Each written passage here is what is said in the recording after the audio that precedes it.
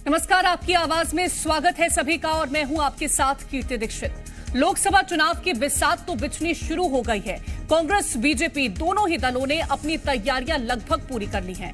जहां कांग्रेस ने राहुल गांधी की भारत जोड़ो न्याय यात्रा से काफी उम्मीदें लगा रखी हैं, तो इधर बीजेपी ने भी अपने अभियानों की तैयारियों को तेज कर दिया है। इस कड़ी में बीजेपी ने आज अपने गांव गांव चलो अभियान को लेकर रणनीति तैयार कर ली है।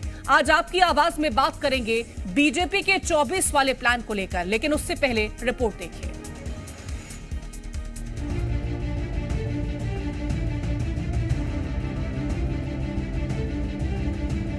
लोकसभा चुनाव से पहले राजनीतिक पार्टियां अलग अलग रणनीति पर काम करती नजर आ रही हैं। कभी बूथ स्तर पर फोकस किया जा रहा है, तो कभी कार्यकर्ताओं को एकजुट करने के लिए सियासी दल मंथन करते नजर आ रहे हैं। ऐसे में एक बार फिर लोकसभा के रण को फतह करने के लिए बीजेपी की नई रणनीति सामने आई है। इस रणनीति के तहत बीजेपी मंदिरों में जाकर चौपाल लगाएगी और इसके जरिए बूथ स्तर पर भी खुद को मजबूत करेगी। तो चलिए आपको बीजेपी के अभियान के बारे में भी बता दें, जिसके जरिए बूथ स्तर पर पार्टी खुद को मजबूत करेगी। 53,000 गाँव बीजेपी के नेता पहुंचेंगे। करीब 44,000 शहरी वार्डों पर नजर रखी जाएगी। अभियान के तहत 65,000 बूथों पर नजर रहेगी। सीएम से लेकर मंत्री, सांसद गांव पहुंचेंगे। गांव के मंदिरों में नेता चौपाल लगाएंगे। सरकार के फैसलों को लोगों तक पहुंचाने का लक्ष्य है।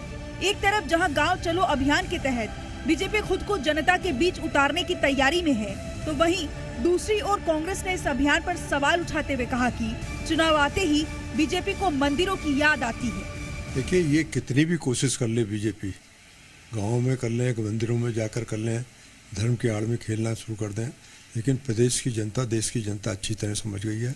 लोकसभा के चुनाव में अब प्रदेश के अंदर कांग्रेस की 29 सीटें आएंगी। हम लोग बहुत पूरी मेहनत के साथ काम कर रहे हैं। भारतीय जनता पार्टी की आस्था है, कनेक्ट है मंदिरों से। कांग्रेस मंदिरों से विमुख है और जिस प्रकार से कांग्रेस ने श्री राम को नकारा है, ये पूरे देश ने नहीं बल्कि विश्व ने देखा है। आने वाला समय बताएगा कि गांव की जनता, ये शहर की जनता, ये सनातनी कांग्रेस को किस प्रकार से फुल पैकअप करके घर पर ले जाएगा। एक तरफ बीजेपी बूथ स्तर पर खुद को मजबूत करने के लिए अभियान शुरू करने जा रही है, तो वहीं दूसरी ओर फिलहाल कांग्रेस अंदरूनी कलह से जूझती नजर आ रही है और फिलहाल नेताओं और कार्यकर्ताओं को एकजुट करने पर फोकस कर रही है। देखना होगा कि जनता को साधने के लिए कांग्रेस क्या कुछ मजबूत रणनीति तैयार करती है। ब्यूरो रिपोर्ट, जी मीडिया।